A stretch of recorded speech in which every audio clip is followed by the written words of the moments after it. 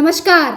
करनॉमिक्स YouTube online channel में आपका स्वागत है। मैं हूं डॉक्टर अक्षिता। सबसे पहले कल टीचर्स डे था, 5 सितंबर थे। आपके बहुत सारे मैसेजेस, बहुत सारा प्यार, बहुत सारा आपका सम्मान मुझे मिला, उसके लिए बहुत सारा शुक्रिया। आज हम बात करेंगे राजस्थान करंट अफेयर्स की। 30 अगस्त से पहले का हम करंट अफेयर देख चुके थे। अब हम बात करेंगे 31 अगस्त से लेकर 6 सितंबर तक, यानी इस हफ्ते के करंट अफेयर्स की। यदि आपने अभी तक हमें सब्सक्राइब नहीं किया है, ज्वाइन नहीं किया है, तो जल्दी से यूट्यूब, टेलीग्राम, फेसबुक और इंस्टाग्राम पर हमें ज्वाइन कर लीजिए। अब बहुत ही इंपॉर्टेंट टॉपिक जो कि आरपीएससी और अभी जो आरएएस के इंटरव्यू और जितने भी इंटरव्यू अभी होने वाले हैं, शुरू होने वाले हैं 7 तारीख से, उन सब के लिए बहुत ज़्यादा इंपॉर्टेंट है, तो जुड़े रहिए हमारे साथ। आज हम सबसे पहले बात करेंगे राजस्थान पर्यटन नीति के ऊपर।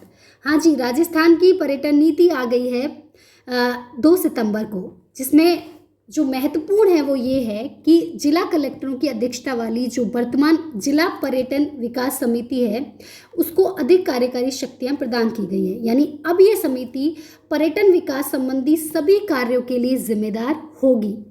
पर्यटन विभाग राज्य में कौशल केंद्रों के प्रशिक्षकों के प्रशिक्षण के लिए राजस्थान आईएलडी कौशल विश्वविद्यालय के सहयोग से एक मास्टर ट्रेनर्स अकादमी स्थापित करेगा। हाँ जी, अब किस तरीके से कौशल जो है वो बढ़ाया जाए, पर्यटन को बढ़ावा दिया जाए, उसके लिए एक मास्टर ट्रेनर्स अकेडमी भी स्थापित होने वाली है, जिसमें बताया जाएगी किस तरीके से आपको व्यवहार करना चाहिए, क्या सारी चीज़ें होनी चाहिए। एक्चुअली इसके 5 मुख्य पॉइंट हैं, जिसमें ये बताया जाएगा कि पर्यटन सहायता बल को कैसे मजबूत बनाया जाए और पर्यटन सेक्टर में स्टार्टअप के लिए स्व प्रमाणन को कैसे प्रोत्साहित किया जाए। यदि अब पर्यटन सेक्टर में जाएं लोग, उसके लिए कैसे उनको मोटिवेट करें। इसके साथ साथ पर्यटन को अंतर्राष्ट्रीय मानचित्र पर कैसे उभारा जाए और अंतर्राष्ट्रीय ब्रांडिंग की अपनी मौजूदा नीति को पुनः विकसित किया जाए। जैसे कि पहले क्या था, अभी क्या है, हाँ पता जाने क्या दिख जाए, है ना। इसी तरीके से घरेलू पर्यटन को बढ़ावा देने के लिए नई विपणन नीति भी आरंभ करने की बात जो है इसके अंतर्गत की जा रही है। इंटरनेशनल लेवल पे नहीं बल्कि राजस्थान लेवल पर भी जो है इस पर्यटन को बढ़ावा देने की बात इस नीति में कही गई। और सबसे इम्पोर्टेंट चीज़ ये कि अभी जिला कलेक्टर्स को पूरी जिम्मेदारी दी गई है पर्यटन विकास के सभी कार्यों के लिए, ठीक है। और इसके साथ साथ जो मास्टर्स ट्रेनर अकेडमी स्थापित की जाएगी, वो भी इसमें इम्पॉर्टेंट रोल अदा करती है। आइए अब हम बात करते हैं ईज ऑफ डूइंग बिजनेस में राजस्थान की, क्योंकि 5 सितंबर को कल ही ease of doing business report आई है इंडिया की, जिसमें राजस्थान को 8वीं रैंक मिली है।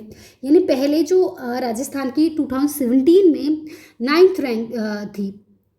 एक्चुअली 2018 में जो है ये आई नहीं थी रिपोर्ट, तो 2017 की रिपोर्ट हम कैलकुलेट करते हैं तो 2017 में भारत की जो रैंकिंग थी वो 9th थी, राइट। 2018 की आई नहीं, अभी 2019 की आई है। तो इस रिपोर्ट में जो राजस्थान को मिला है वो कौन सा स्थान मिला है, 8वां, यानी एक रैंक का जो है सुधार इसमें हुआ है। इसकी जानकारी उद्योग एवं राजकीय उपक्रम मंत्री प्रसादी लाल मीणा जी ने दी। केंद्र सरकार द्वारा 5 सितंबर को ईज ऑफ डूइंग बिजनेस के तहत BRAP की क्रियान्विति के अनुसार, BRAP का मतलब है बिजनेस रिफॉर्म्स एक्शन प्लान, हाँ जी, उसकी क्रियान्विति के अनुसार राज्यों की रैंकिंग जो है वो जारी की जाती है। राजस्थान अब की बात पश्चिमी बंगाल और गुजरात से भी आगे निकल गया है। गुजरात के लिए हम क्या बोलते हैं, बहुत अच्छा है ना, लेकिन अभी गुजरात से भी आगे अभी राजस्थान आ गया है। Ease of doing business ranking की बात करते हैं तो पूरे भारत में आंध्र प्रदेश पहले नंबर पर है और यूपी की बात करें तो यूपी ने तो बहुत 12वीं रैंकिंग से यूपी दूसरी रैंकिंग पर आ गया है। बहुत सुधार किया है यूपी ने। उसके अपने कुछ पैरामीटर्स हैं जिसके बारे में जब हम करंट अफेयर्स नेशनल का पढ़ेंगे तो उसमें हम डिटेल से पढ़ेंगे। अभी हम राजस्थान का पढ़ रहे हैं, तो राजस्थान में ये जो रैंक का सुधार हुआ उसके क्या कारण रहे हैं उसके बारे में हम यहाँ पर डिस्कस करेंगे। देखिए, पहले नंबर पर आंध्र प्रदेश, दूसरे पे यूपी, तीसरे पे तेलंगाना, चौथे पे मध्य प्रदेश, 5वें पे झारखंड, 6वें पे छत्तीसगढ़, 7वें पे हिमाचल प्रदेश और 8वें पे रहा है राजस्थान, जिसने गुजरात को और पश्चिम बंगाल को क्या कर दिया है, पीछे छोड़ दिया है। यस, ठीक है। राजस्थान ने ऐसे कौन से कदम उठाए, क्योंकि क्वेश्चन आपसे पूछा जा सकता है कि राजस्थान मेंस में भी आ सकता है, आपके इंटरव्यू में भी पूछा जा सकता है कि राजस्थान की जो ईज ऑफ डूइंग बिजनेस की रिपोर्ट है उसमें राजस्थान एक पायदान ऊपर चढ़ गया, तो राजस्थान ने ऐसा क्या किया, राजस्थान सरकार ने ऐसा क्या किया। तो देखिए क्या कदम उठाए थे। राज्य में MSME एक्ट के प्रावधान कर राज्य उद्योग मित्र के आधार पर उद्योग लगाने पर 3 साल के लिए सभी अनुमतियों से मुक्त कर दिया गया था। हाँ जी, यदि एमएसएमई एक्ट के में ये प्रावधान किया गया था कि 3 साल के लिए बहुत सारे कर टैक्सेस में भी छूट दी गई है ना, उसी का परिणाम है कि राजस्थान में निवेश अभी प्रोत्साहित हुआ है। राजस्थान निवेश प्रोत्साहन के तहत अन्य राज्यों की तुलना में अधिक रियायतें दी गई, ये भी एक कारण है। इसके साथ साथ नई औद्योगिक नीति विकसित की गई। राजस्थान में निर्यात प्रोत्साहन के लिए राजस्थान निर्यात संवर्धन परिषद व राजस्थान निर्यात संवर्धन समन्वय परिषद का भी गठन किया गया है, जिसके कारण राजस्थान की रैंकिंग जो है अब की बार इतनी सुधरी है। इसके साथ साथ एमएसएमई सुविधा परिषद 1 के स्थान पर अब 4 कर दी गई हैं। यस, पहले 1 ही थी और अब कितनी हो गई है? 4। इसके साथ साथ सिंगल विंडो सिस्टम को अधिक प्रभावी बनाते हुए वन स्टॉप शॉप लागू किया गया है, जिससे अब बड़े उद्योग की स्थापना भी आसान हो गई। अब सभी जगह क्या हो जाएगा, बड़े उद्योगों की स्थापना करनी है तो एक वन स्टॉप सोल्यूशन जो है वो लोगों को मिल गया है। तो आपको ये बतानी है, इसके अलावा राजस्थान में अर्थव्यवस्था के विकास के लिए सरकार के द्वारा और कौन कौन से जो है कार्यक्रम चलाए जा रहे हैं, जिसकी वजह से जो है राजस्थान की रैंकिंग सुधरी। इसको भी आप इसमें इन्वॉल्व कर सकते हैं और यूट्यूब के कमेंट सेक्शन में भी इसका आंसर आप हमें दे सकते हैं। जैसे कि लोन 75 मिनट्स में मिल जाएगा या 75 करोड़ का मिल जाएगा, वो कौन सी योजना है आपको बतानी है। अब आपसे पूछा जा सकता है कि इस रैंकिंग में और सुधार करने के लिए राजस्थान को क्या करना चाहिए। देखिए, प्रदेश के अधिकारियों को आंध्र प्रदेश, उत्तर प्रदेश और तेलंगाना आदि प्रदेशों में अध्ययन के लिए भेजा जाना चाहिए। वहाँ के अनुभवों को भी प्रदेश की परिस्थितियों के अनुसार लागू करने का प्रयास किया जाना चाहिए या किया जाएगा। तो क्या होगा कि हम राजस्थान की रैंकिंग भी अब बहुत अच्छा सुधार करेगी, जैसे कि यूपी में हुआ है ना। यूपी में 12वें स्थान से UP ease of doing business में 2nd नंबर पर आ गई है। ठीक है, अब यदि हम इसको थोड़ा सा देख लेते हैं, देखिए 2015 से राज्यों के कारोबारी सुगमता के लिए केंद्र सरकार द्वारा जारी बिंदुओं की क्रियान्विति के आधार पर राज्यों की रैंकिंग जारी की जाती है। कब से जारी की जाती है? 2015 से। पहले 2017 की रैंकिंग में राजस्थान का 9वां स्थान रहा था। 2018 में रैंकिंग जारी नहीं की गई। 2019 में राजस्थान का 8वां स्थान रहा और 2019 की रैंकिंग केंद्र सरकार की ओर से जारी की गई 80 रिफॉर्म्स बिंदुओं की राज्य सरकारों को द्वारा क्रियान्विति के आधार पर की गई है। यानी कुछ बिंदु थे कि राजस्थान ने कहाँ कहाँ काम किया, तो 80 रिफॉर्म्स बिंदु हैं जिन पर राजस्थान सरकार के द्वारा कार्य किया गया था। देखिए, यदि बात करते हैं कि किस डिपार्टमेंट के तहत जो है ये चलाया जा रहा है, किस विभाग के तहत चलाया जा रहा है, तो department of promotion for industry and internal trade. ठीक है, यानी उद्योग एवं आंतरिक व्यापार संवर्धन विभाग ने 2015 में राज्य सुधारों के लिए कार्य योजना विकसित की थी। इसने राज्य सरकारों केंद्र शासित प्रदेशों के साथ साझेदारी में सुधार के लिए कार्यक्रम शुरू किए, ताकि कारोबार संचालित करने के लिए इसे आसान बनाया जा सके, सरल बनाया जा सके और तेज बनाया जा सके। और वैसे भी अब पता है आपको, आत्मनिर्भर भारत की बात हो रही है ना, और इसके साथ साथ वोकल फॉर लोकल की बात हो रही है ना, कि आप क्या बने, वोकल बने, किसके लिए? लोकल प्रोडक्ट्स के लिए। तो इसके लिए मैन्युफैक्चरिंग इंडस्ट्री को आपको बहुत ज़्यादा आत्मनिर्भर बनाना होगा, उसको डेवलप करना पड़ेगा। और इसमें जो ईज ऑफ डूइंग बिजनेस के तहत जितने भी पैरामीटर्स हैं, यदि गवर्नमेंट्स उसमें बहुत अच्छा काम करती है तो हम आत्मनिर्भर भारत की तरफ बहुत अच्छे से आगे बढ़ सकते हैं। क्योंकि इसके अंतर्गत जो भी व्यक्ति निवेश करना चाहता है या उद्योग स्थापित करना चाहता है तो उसे वन स्टॉप सोल्यूशन मिलता है। उसका उद्योग लगाने में उसको आसानी होती है, सरलता और तेज़ी से वो उद्योग लगा पाता है, जिससे कि एक देश का विकास होता है, एक राज्य का विकास होता है, एक प्रदेश का विकास होता है। देखिए, जैसे ही रोज़गार डेवलप होते हैं तो मांग बढ़ती है ना। रोज़गार डेवलप होते हैं, लोगों के पास इनकम आती है, इनकम जनरेट होती है तो मांग बढ़ती है, और इस तरीके से जो है एक व्यवसाय का चक्र चलता है और एक व्यवसाय जो है वो वृद्धि को प्राप्त करता है। तो इसी प्रकार प्रत्येक प्रदेश की सरकार जो है ये कोशिश कर रही है कि उसकी ईज ऑफ डूइंग बिजनेस में उसकी रैंकिंग अच्छी हो, सुधरे, और वो जो है व्यापार के लिए और अधिक अच्छे अवसर जो है वो निवेशकों को प्रोवाइड कराए। ठीक है, तो ये सुधार जो हैं वो व्यवसाय के पूरे जीवन चक्र को कवर करते हैं कि उस व्यवसाय ने कैसे काम किया, कैसे वो डेवलप हुआ, सब कुछ। और इसका उद्देश्य है उद्योग पर जो भी अनुपालन बोझ है उसको कम करना। यानी लोगों को लगता है कि इतनी सारी चीज़ें हमें क्रिएट करनी पड़ेंगी, है ना। पहले उस विभाग में जाके वो फाइल लगानी है, फिर हमें लैंड के लिए अलग फाइल लगानी है, इसके लिए ये। तो अब वन स्टॉप सोल्यूशन की आप तो बस उद्योग लगाइए, बाकी की जितनी भी फॉर्मेलिटीज़ होती हैं सारी गवर्नमेंट उनके लिए हर तरीके से जवाबदेह है, जिम्मेदार है और जल्दी से जल्दी त्वरित गति से जो है इस उद्योग की स्थापना के लिए काम करेगी। योजना 2 कारकों को ध्यान रखते हुए डिज़ाइन की गई है, एक तो राज्यों में मापन और राज्यों में तुलनात्मकता, उन दोनों के आधार पर जो है रैंकिंग जारी की जाती है। ठीक है, अब हम बात करेंगे एक और इम्पॉर्टेंट टॉपिक के ऊपर, वो है भिखारियों या निर्धन व्यक्तियों के पुनर्वास नियम 2020 राजस्थान सरकार ने बनाए हैं अभी। एक्चुअली इसका उद्देश्य यही है कि भिक्षावृत्ति में जो लोग लिप्त हैं उनका पुनर्वास करना। हमें पता है कि भिक्षावृत्ति को लेकर जो है वो समस्याएं बढ़ती जा रही हैं या बहुत अधिक हमें देखने को मिल रही हैं। तो ये आपसे इंटरव्यू में भी क्वेश्चन पूछा जा सकता है कि क्या कुछ काम हुआ है ना, तो आप बता सकते हैं कि इसको कैबिनेट ने मंजूरी दे दी है इसके पुनर्वास के नियम को। इसके तहत होगा क्या, इसका उद्देश्य ये है कि भिक्षावृत्ति में लिप्त या निर्धन व्यक्तियों को स्वावलंबी बनाने के लिए ऐसे व्यक्तियों को प्रशिक्षण के बाद वैकल्पिक रोजगार सुलभ कराया जाएगा और पुनर्वासित कर समाज की मुख्य धारा में शामिल किया जाएगा। ये इसका मुख्य उद्देश्य है कि गरीबी का जो दुष्चक्र है उससे बाहर निकालना, भिक्षावृत्ति की प्रवृत्ति को समाप्त करना। ठीक है, आगे यदि हम बात करते हैं तो आगे एक और इम्पॉर्टेंट टॉपिक है, वो है मुख्यमंत्री लघु उद्योग प्रोत्साहन योजना। थोड़ा सा देखते हैं एक्चुअली इसमें हुआ क्या है कि सरकार ने जो है वो ब्याज अनुदान निर्धारित किया है इस योजना के तहत। ठीक है, तो इसलिए ये योजना काफ़ी इम्पोर्टेंट हो जाती है।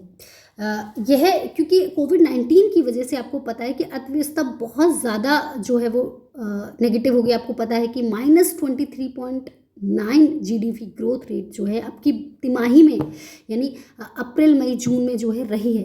तो इसलिए सरकार बहुत सारे प्रयास कर रही है और ये संभावना है कि इकोनॉमिक्स को लेकर आपसे बहुत सारे क्वेश्चन पूछे जाएं। और स्पेशली राजस्थान का यदि कोई एग्जाम दे रहे हैं तो राजस्थान में इस इकोनॉमी को सुधारने के लिए राजस्थान क्या क्या प्रयास कर रही है राजस्थान गवर्नमेंट, उसको लेकर भी क्वेश्चन यहाँ पर आ सकते हैं। तो यहाँ पर मुख्यमंत्री लघु प्रोत्साहन योजना की बात करते हैं तो ये योजना 17 दिसंबर 2019 से 31 मार्च 2024 तक प्रभावी रहेगी। इस योजना के अंतर्गत बैंकों के माध्यम से स्वयं के नए उद्यम, चाहे वो विनिर्माण का हो, सेवा क्षेत्र, व्यापार का हो, की स्थापना या स्थापित उद्यम के विस्तार और आधुनिकीकरण के लिए कम लागत पर ऋण उपलब्ध करवाना ही इस योजना का मुख्य उद्देश्य रखा गया है। यह इस योजना काम करती है।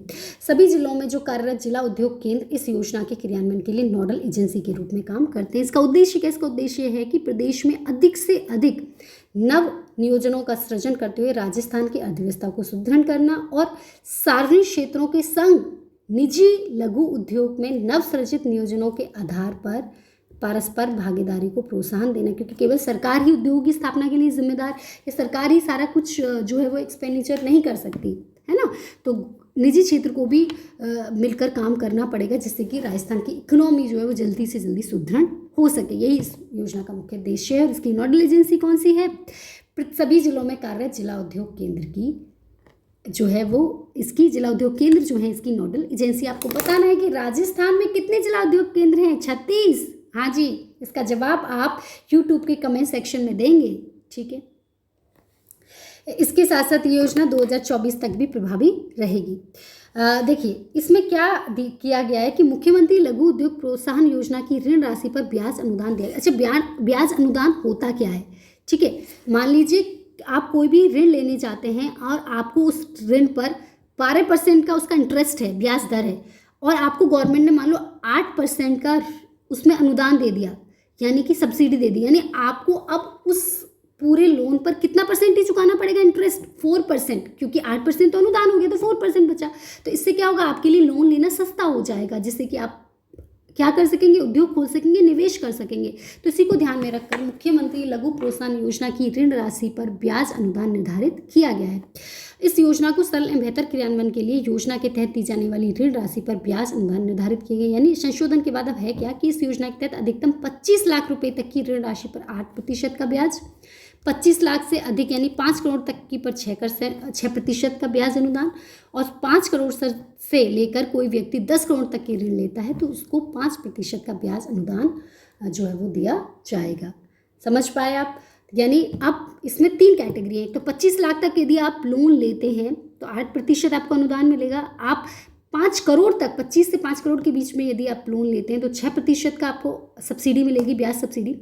5 करोड़ से 10 करोड़ तक का यदि आप लोन लेते हैं तो आपको 5% की जो इंटरेस्ट सब्सिडी है वो प्राप्त होगी। आई होप आप समझ पाए। तो सरकार लगातार प्रयास कर रही है कि कैसे भी अर्थव्यवस्था को सुदृढ़ बनाया जाए। एक और बहुत ही राजस्थान के लिए इम्पॉर्टेंट न्यूज़ है, वो ये कि अलवर का जो भिवाड़ी है उसके पथरेडी में अब मंगलयान 2 के कलपुर्जे बनेंगे, जो कि राजस्थान के लिए अपने आप में बहुत ही गर्व करने का एक बिंदु है। पथरेडी में मंगलयान 2 के कलपुर्जे तथा सेना व जहाज के लिए भी निर्माण किया जाएगा। राजस्थान के अलवर जिले के भिवाड़ी क्षेत्र भारतीय अंतरिक्ष अनुसंधान संगठन यानी इसरो में भी अब भागीदारी निभाएगा। इसरो के वर्ष 2024 के महत्वाकांक्षी प्रोजेक्ट मंगलयान 2 के कलपुर्जे अब भिवाड़ी के पथरेडी इलाके में बनाए जाएंगे। ठीक है, पथरेडी का यह MSME टेक्नोलॉजी सेंटर केंद्र है कि MSME लघु व सूक्ष्म मंत्रालय की ओर से 210 करोड़ में बनकर ये तैयार हुआ है। यानी पथरेडी में जो MSME टेक्नोलॉजी सेंटर बना है ना, वो केंद्र की जो MSME मंत्रालय है उसकी ओर से 200 करोड़ रुपए में बनकर तैयार हुआ है। तो हम देख लेते हैं एक्चुअली ये इतना इंपॉर्टेंट है क्यों।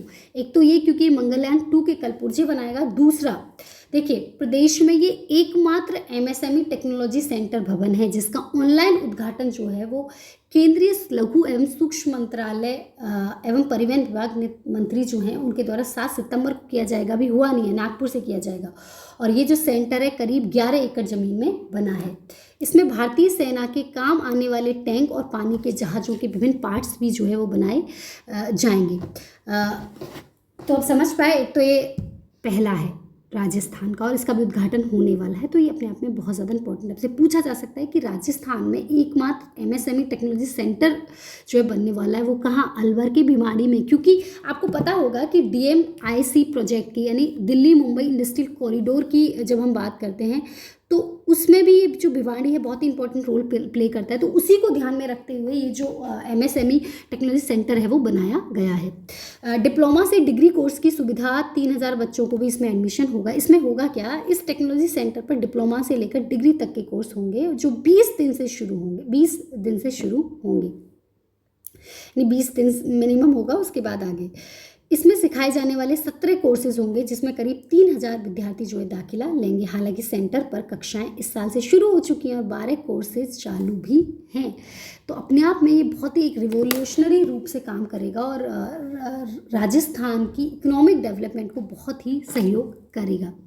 आगे यदि हम बात करते हैं तो देखिए, अभी देश में फिलहाल 18 MSME सेंटर हैं। MSME सेंटरों की आवश्यकता को देखते हुए केंद्र सरकार ने 2015 में 15 नए सेंटर खोलने की घोषणा की थी। इसमें भिवाड़ी जो है वो सबसे पहले बनकर तैयार हुआ है और ये राजस्थान का एकमात्र MSME सेंटर है। तो ये अपने आप में बहुत ही ज़्यादा इम्पॉर्टेंट न्यूज़ है आपके लिए कि राजस्थान की तरक्की में या राजस्थान की इकोनॉमी को डेवलप करने में एक और बहुत बड़ा प्रयास जो है यहाँ पर सफल होने जा रहा है। अगला जो हमारी न्यूज़ है वो है गनिंग फॉर द गॉडमैन को लेकर। एक्चुअली है क्या कि कोर्ट ने gunning for the godman the true story for the Asaram Bapu convention शीर्षक से जो प्रकाशित पुस्तक है उस पर प्रतिबंध लगा दिया है।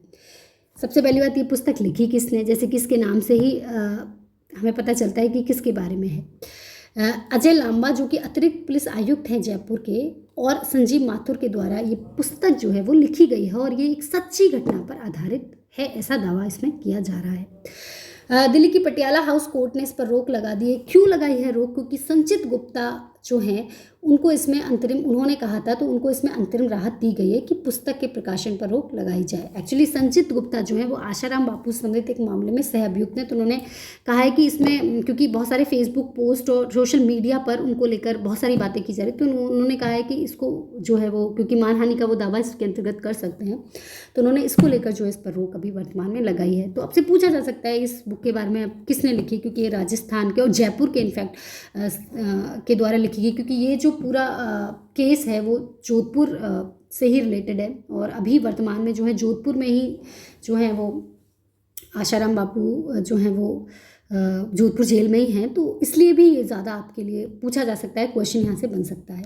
ठीक है, आगे हम बात करते हैं कि कोरोना वायरस और CM मंत्रियों कर्मचारियों के वेतन में अब कटौती की गई है कोरोना वायरस के कारण से। हाँ जी, इसमें हुआ क्या है, देखिए, ये किसी भी राज्य सरकार के द्वारा किया जाने वाला एक बहुत ही सराहनीय कदम है। देखिए, अब हमें पता है कि कोविड-19 की स्थिति बहुत ज़्यादा बद से बदतर होती जा रही है। हालांकि सरकार काफ़ी हद तक कोरोना वायरस को कंट्रोल करने में, और राजस्थान की स्थिति तो वैसे भी बहुत अच्छी है कि राजस्थान में डेथ रेट बहुत कम है। तो ऐसी स्थिति में जो है बहुत जल्दी लोग रिकवर हो रहे हैं। और इसमें एक और प्रयास सरकार के द्वारा किया गया है कि हर महीने अब मुख्यमंत्री की भी, कैबिनेट मंत्रियों की और राज्य के मंत्रियों के 7 दिनों के वेतन की कटौती की जाएगी। यानी महीने के 7 दिनों का वेतन जो है वो मुख्यमंत्री, कैबिनेट मंत्री और राज्य के मंत्रियों को अब नहीं मिलेगा। इसके साथ साथ हर महीने विधायकों के वेतन के 1 दिन का वेतन भी काटा जाएगा। यानी महीने में 1 दिन विधायकों का वेतन भी कटेगा। इसके साथ साथ अखिल भारतीय और राज्य सेवा के अधिकारियों के जो ग्रॉस सैलरी होगी उससे हर महीने में 2 दिन का वेतन काटा जाएगा। इसके साथ साथ जितने भी सबोर्डिनेट सर्विसेज हैं उनके अधिकारियों के और अन्य राज्य अधिकारियों के ग्रॉस सैलरी से 1 दिन का वेतन काटा जाएगा। समझ पाए आप? यानी यदि आप मुख्यमंत्री, कैबिनेट, राज्य स्तर के मंत्रियों की बात करोगे तो 7 दिन, विधायकों की बात करोगे तो 1 दिन, अखिल भारतीय स्तर राज्य सेवा के अधिकारियों की बात करोगे तो 2 दिन, और सबोर्डिनेट सर्विसेज की बात करोगे तो 1 दिन का वेतन महीने में कटेगा।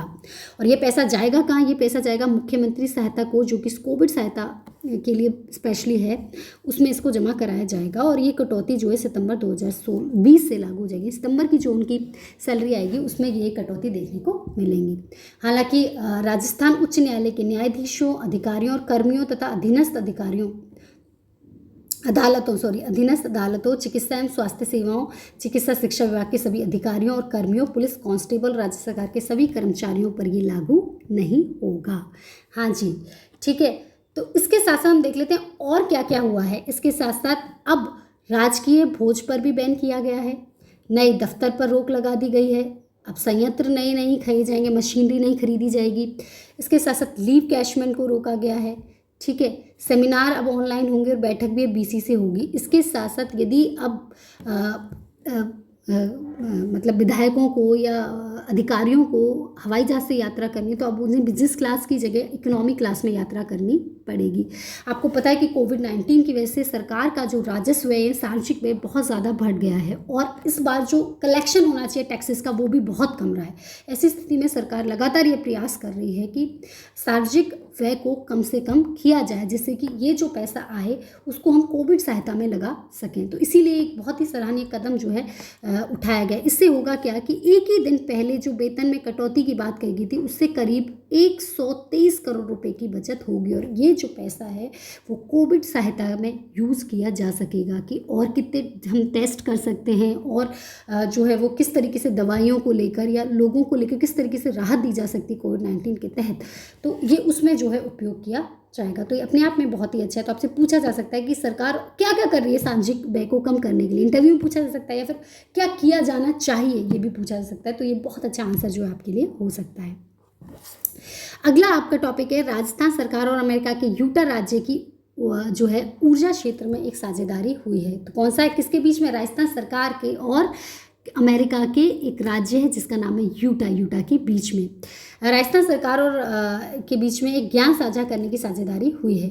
यूटा और राजस्थान सरकार की एजेंसियों और निजी क्षेत्र की ऊर्जा कंपनियों के बीच नई ग्रिड और ऑफ ग्रिड ऊर्जा उपलब्धता बनाने के लिए सीधा संबंध विकसित किया गया है, जिसमें अक्षय ऊर्जा, एकीकरण, सौर ऊर्जा इत्यादि, ठीक है, पावर प्लांट, फ्लेक्सिबिलिटी, ट्रांसमिशन और डिस्ट्रीब्यूशन सेक्टर के मुद्दे, ऊर्जा भंडारण, इलेक्ट्रिसिटी, मोबिलिटी इत्यादि के बारे में जो है कैसे ज्ञान साझा करेंगे कि कैसे सौर ऊर्जा को और ज़्यादा जो है सौर ऊर्जा में कार्य क्या किए जा सकते हैं, पावर प्लांट फ्लेक्सिबिलिटी को और कैसे बेहतर किया जा सकता है, डिस्ट्रीब्यूशन को कैसे बेहतर किया जा सकता है, इलेक्ट्रिक मोबिलिटी को कैसे बढ़ाया जाता है, ऊर्जा का भंडारण कैसे किया जाता है, इन सभी को लेकर ज्ञान साझा जो है वह दोनों राज्य जो है करेंगे, जिससे कि एक नया ही इलेक्ट्रिसिटी लेवल पर एक नया ही जो है विकास देखने को मिलेगा।